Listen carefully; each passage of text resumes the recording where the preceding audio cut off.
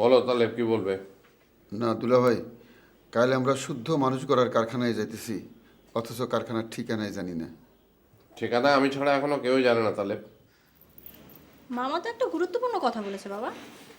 সত্যি তো, তোমার কারখানাটা কোথায় বলো তো? তোর নানা বাড়িতে। মানে? মানে আমার শ্বশুর বাড়িতে। সেখানে আমার এই শুদ্ধ মানুষ গড়ার কারখানার কাজ শুরু হবে। মামা, আপনার জন্য তো ভালোই হলো। আপনার গ্রামের বাড়িতে কারখানা করছে বাবা, গ্রামের মানুষদের কাছে পাবেন, তাদের সাথে সময় কাটাবেন, ভালো না? না না মানে, হ্যাঁ সেটা ঠিক বলছো, কিন্তু কিন্তু কি এত ভালো একটা কাম আপনি শ্বশুর বাড়িতে করবেন? অসুবিধা কি?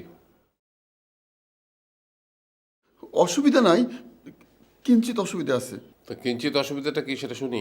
লোকজন কি বলা বলি করবে? শ্বশুর বাড়িতে কেউ এরকম কাম করে? গ্রামের মানুষ বলা বলি করবে এই কামের বাহানায় লতিফ সাহেব বউয়ের সম্পত্তি দখল করার জন্য আসছে। এসব তুমি কি বলো তাহলে? দুলা ভাই, আপনি তো গ্রামের মানুষকে চেনেন না, আরও কত কথা বলবে। বললে বলবে, সেসব কথা কান না দিলেই হলো।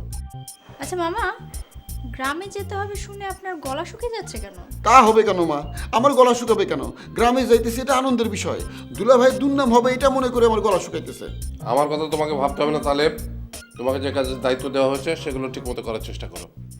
মামা কি গ্রামে যেতে যাচ্ছেন না? থাক না বাবা, না যেতে চাইলে বাদ দাও, যাওয়ার দরকার নেই। যেতে চাইবে না কেন? কি তুমি আমার সাথে যাচ্ছ? কারণ তোমাকে আমার ওখানে সবচেয়ে বেশি দরকার। তোমার উপরে খুব গুরু দায়িত্ব দেওয়া হয়েছে। দুলা ভাই, প্রজেক্টটা অন্য জায়গায় করলে হয় না? না, তাহলে তুমি ঝেড়ে কাশো তো। তোমার গ্রামে যেতে অসুবিধা কি? অসুবিধা কেন দুলা ভাই? নিজের গ্রামে যাবো, অসুবিধা কি? তাহলে এখন গিয়ে গ্রামে যাওয়ার প্রস্তুতি নাও, যাও।